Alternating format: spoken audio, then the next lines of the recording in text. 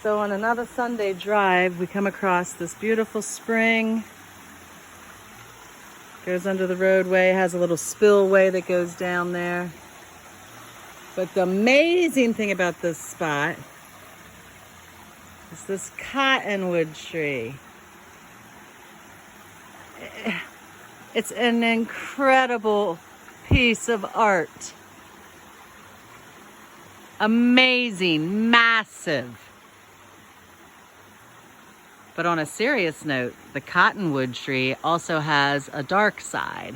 So in voodoo and the spirit world, people will plant people's names at the base of a cottonwood tree if they want to put a spell on them or a curse, good or bad.